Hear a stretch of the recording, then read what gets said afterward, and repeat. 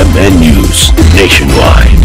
Kasama ang KBP Golden Dove Best Newscaster, Weng de la Peña, at ang maasahang broadcaster, Buddy Oberas. RMN News Nationwide. RMN News Nationwide. Headlines. Buong bansang pagsaasa ng boses ng balita. RMN News Nationwide. Ang pinakamalaking mga balita abot sa bawat Pilipino saan man sa bansa. RMN News Nationwide.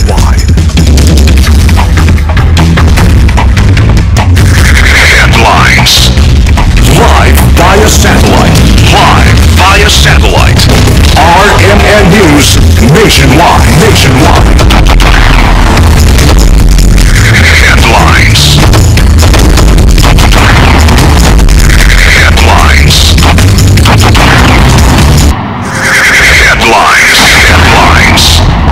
Sa RMN News Nationwide ngayong umaga,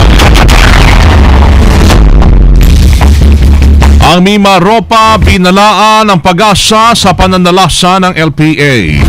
Bagyo posibleng mabuo sa loob ng 24 hours. Samantala ay mahigit 200,000 individual apektado ng pagbaha sa Maguindanao. AFP, pinawi po ang banta ng terorista kasunod ng terrorist attack ng Al-Qaeda sa Estados Unidos. Wala pa tayong raise na alert level dito sa atin, especially for the AFP. Mga mahihirap na pamilyang Pinoy ay nabawasan, pero bilang ng mga pamilyang naghihirap sa pagkain mas dumami. Pag-question sa pinagkukuhanan ng kayamanan ng pamilya Napoles, mas lalo pang tumindi. Transparency webpage minungkahi sa Senado. Kabalitang pang negosyo, kita ng Philippine Amusement and Gaming Corporation na tumaas. Balita sa ibayong dagat, 21 embahada at konsulado ng Amerika sa Middle East. Pansamantalang ipinasara kasunod ng terrorist attack ng Al-Qaeda Group. RMN News Nationwide. Ikaw ba ay tutungo ng Cagayan de Oro? For the best hotel accommodation, stay at the VIP Hotel because you are a VIP. Buenos dias, Pilipinas. Umaga ng Lunes na ngayon, Agosto 5, 2013. Ito po ang numero 1 ng RMN News Nationwide. Ako si Weng de la Peña. Mabuhay Pilipinas, ako si Buddy Oberas. Tayo ay live sa DXCC 828 RMN Cagayan de Oro, DXDC 621 RMN Davao, DXRC 900 RMN Zamboanga, sa DXBC 693 RMN Butuan. Live international pa rin via www.rmnews.com at WRMN New York, USA. At syempre sa lahat ng ating mga numero 1 AM radio station sa buong kapuluan.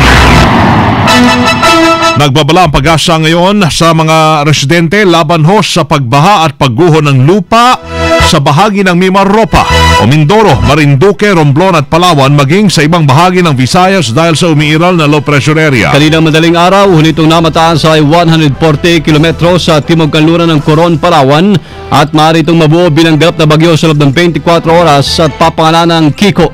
Dulot nito, inaasano ang madalas at malalakas na pagulan sa Mimaropa at Visayas areas na maaaring humantong sa mga pagbaha at pagguho ng lupa. Habang ang Metro Manila at Calabarzon maging Bicol Region at Mindanao ay magkakaroon pa rin ng makulimlim na kalangitan hanggang sa mga may pagulan. Ngayong umaga, makapalo ang kaulapan sa kanlurang bahagi ng Palawan na siyang indikasyon ng malalakas na pagulan dyan. Maliban sa mga residente nasa mapangayod na lugar na inalerto na rin ang mga sakyang pandagat na iwasan mo ng pumalaot sa naturang mga lugar. Alas 5:40 kanina umaga, sumikat ang araw. Ito'y lulubog alas 6:23 mamayang hapon.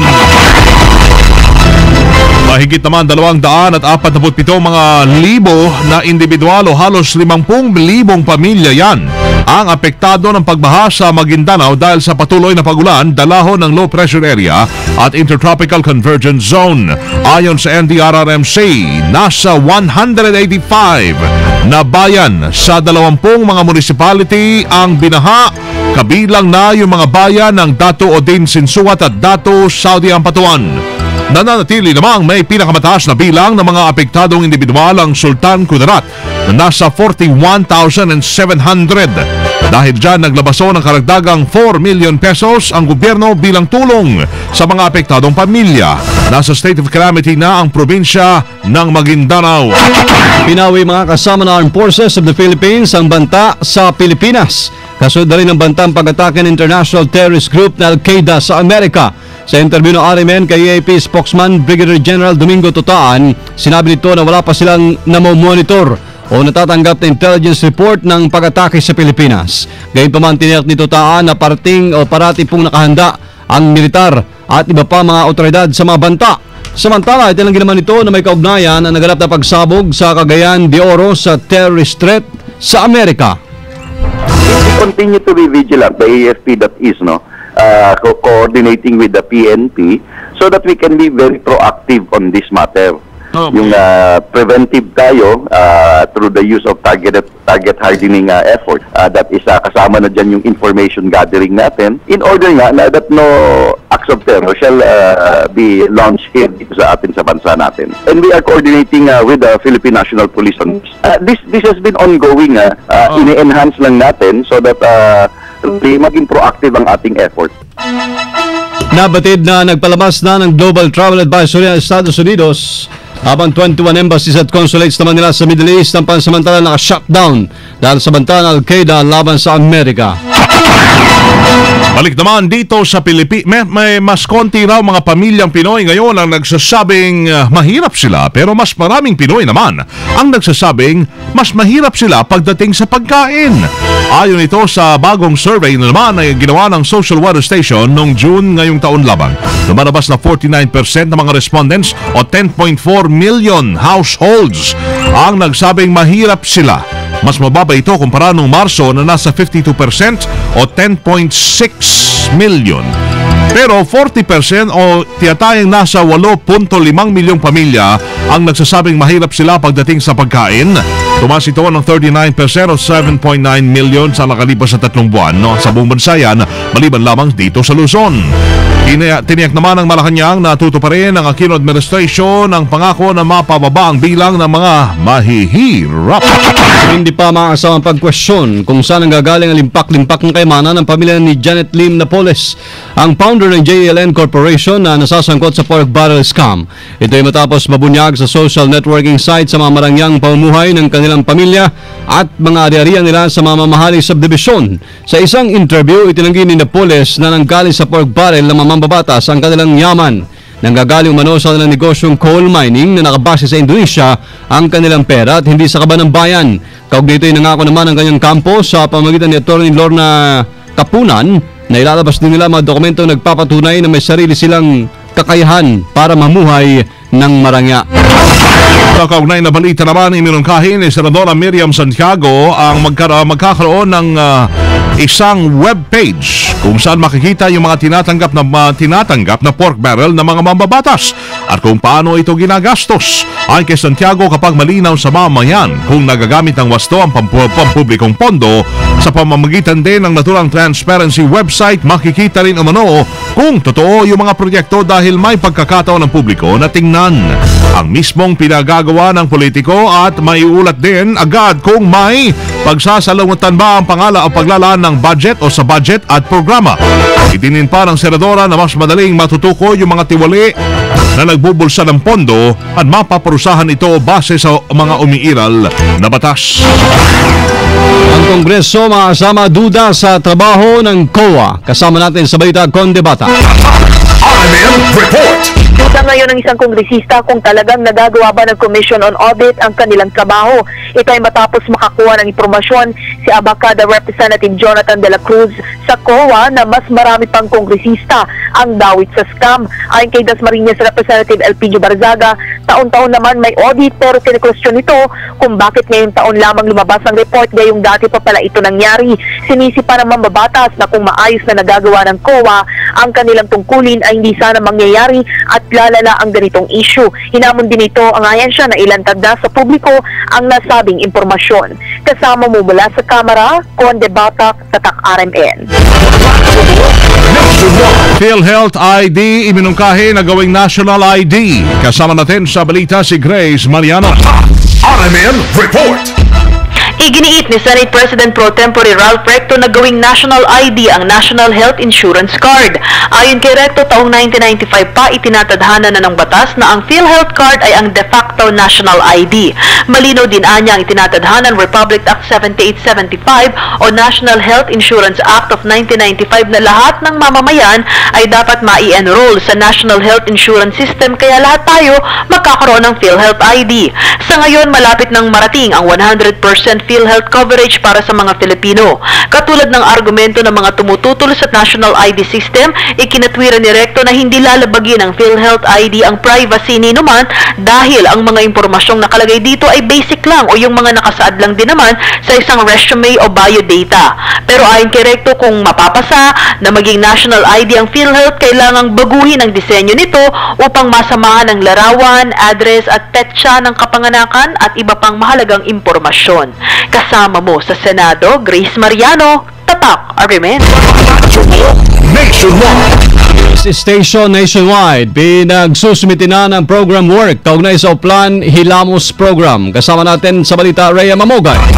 RMN Report. Pinagsusumiti na ngayon ng pamunuan ng Philippine National Police ang bawat police station ng kanilang program of work kaugnay ng inilunsad ng DILG na Oplan Hilamos na nagalayong pagandahin ang lahat ng istasyon ng pulis sa buong bansa. Ayon kay DILG Secretary Mar Rojas, kailangan makapagbigay na ng detalye na mga dapat na ayusin sa kanilang tanggapan, pati na ang halagang kakailanganin sa pagpapagawa ang mga kinauukulang istasyon ng pulis. Pinakamababang inila ang pondo ng gobyerno kada istasyon ay 100,000 piso, pero para sa mga mas malaking himpilan ng pulis, posibleng madagdagan pa ito. Samantala, ang pagpapaganda sa may 1,700 police station sa bansa ay kasunod ng pag-aproba ng Pangulong Ninoy Aquino ng 170 million pesos budget para sa nabanggit na proyekto na ang layo na ay mabigyan ng dignidad ang bawat himpila ng pulisya. Kasama mo sa Kampo Krame, Rhea Mamogay, Tatak, RMN.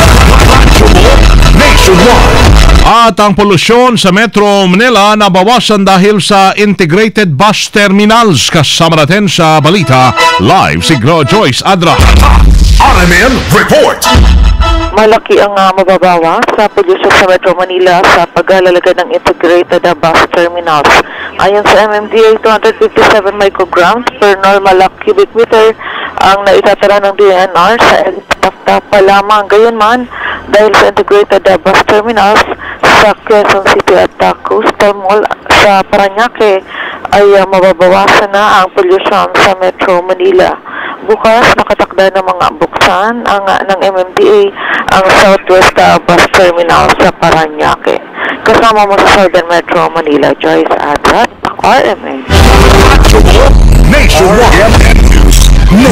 Tumaas po ang kita ng PAGCOR, Philippine Amusement and Gaming Corporation, sa pagpasok ng bagong pamunuan nagsimula noong 2010. Sa interview ng RMN kay PAGCOR Pit Manager Edward Perez, nilinaw niya simula noong July 2010 hanggang April ngayong taon, tiyak ay nasa 15% ang iniangat sa kita ng PAGCOR sa pangunan ng chairman itong si Bong Nagyat. Binigay na instruction ng aming buting chairman na konting pagtitipid, mga pinalagay niya ng mga bago. Kumbaga, meron tayong mga bagong nagsulputan na casino. Ay, medyo magpapakitang gilas din tayo. Mga bagong mga machines, mga slot machines, aming mga table games na magkukumpara na rin sa mga... Kaya na rin makipagsabayan. Ayun, World class. Medyo marami rin mga nadagdag na mga ating mga customers.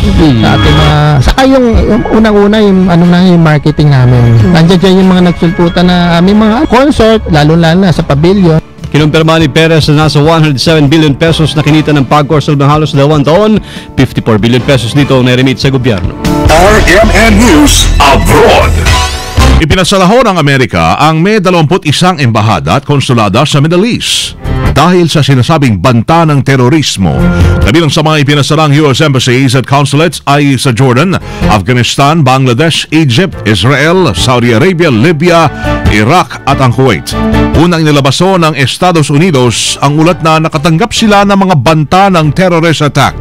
Bukod dito ay naglabas din ang Amerika ng Worldwide Travel Alert na epektibo hanggang sa katapusan ng buwan ng Agosto. Sinasabing ang target na planong terror attack ay ang mga interes ng Estados Unidos sa ibang bansa, pero hindi naman matiyak kung kinabibilangan ito ng mga diplomatic facilities. mga kasama live na live pa rin mula po dito sa RMN News Center sa Makati City, Metro Manila, Philippines. Inyo pong narinig ang numero 1 RMN News Nationwide. Ngayon ay Lunes, August 5, 2013. Sa mga taga Cotabato, susunod na dyan si kasamang Michael Suwan sa RMN News Diretso, Balitang Cotabato sa DXMY 729. Pwede niyong panoorin yung aming pagbabalita ngayong alas 7 ng umaga. Sa YouTube pa rin mga kasama, i-type lamang po ang RMN News Nationwide. Thank you, Lord. Tayo po ay nagkasama-sama muli. Salamat po sa inyong naging panahon sa amin. Kasama niyo sa Serbisyo Publiko, Weng de la Peña. Buddy Obera. Dito pa rin ho yan. Sa tahanan na may pinakamaraming number 1, pinakamaraming himpilan, RMN radyo mo, nationwide. Live via satellite. Live via satellite. RMN News Nationwide. Nationwide. Buong bansa, isang boses ng balita. RMN News Nationwide. Oras ho natin mga kasama ay tatak alas 7:17 na ng umaga. RMN. Lumalamig na ba si Mister kay Mrs. dahil sa pagod at stress? Wala nang